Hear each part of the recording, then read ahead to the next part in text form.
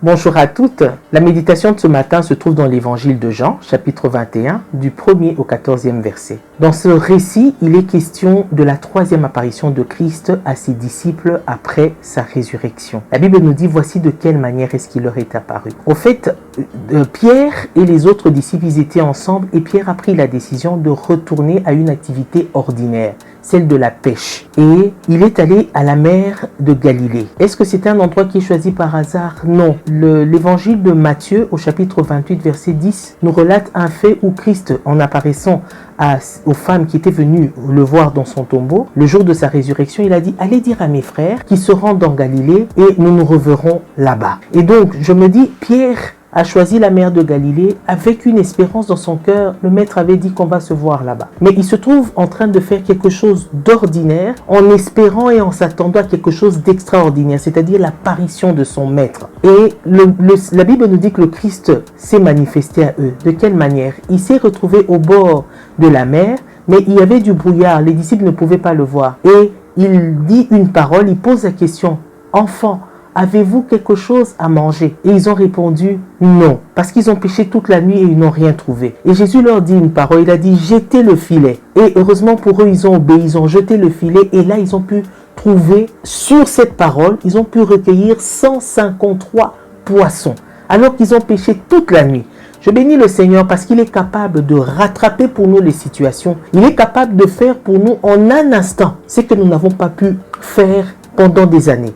Il est capable de nous donner en un instant ce que nous n'avons pas pu avoir pendant très longtemps. Donc, obéissons à sa parole. Et c'est à ce geste aussi que un des disciples a reconnu le Seigneur. Il a dit, c'est le Seigneur. Qu'est-ce qui lui a permis de reconnaître? Il a reconnu parce qu'il connaît son Seigneur. Il sait que son Seigneur, quand il dit un mot, la chose s'accomplit. Quand il prononce une parole, des miracles se font. Il a dit, ça c'est notre Seigneur. Et une chose qui m'intéresse ici, c'est l'empressement que Pierre a manifesté lorsqu'il a reconnu le Seigneur. Il s'est vite habillé, il s'est jeté dans l'eau pour aller rejoindre le Seigneur. Finalement, on voit que ce qui intéressait Pierre en venant, c'était pas tellement la pêche, c'était pas tellement les poissons, c'était de retrouver son Seigneur, l'espérance qu'il avait là dans son cœur. Ça me fait dire, bien-aimés, dans notre vie de tous les jours, dans les choses ordinaires que nous faisons tous les jours, accompagner les enfants à l'école, arranger sa maison, faire à manger, aller au travail, toutes les choses ordinaires de la vie de tous les jours, sachant que dans ces choses-là, le Seigneur peut manifester son extraordinaire. Nous pouvons vivre la présence et la manifestation glorieuse du Seigneur dans notre vie de tous les jours.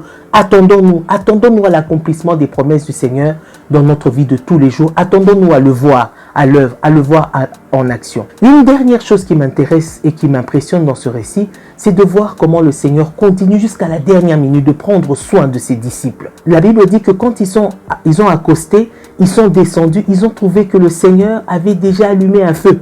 Il avait déjà cuit des poissons pour eux.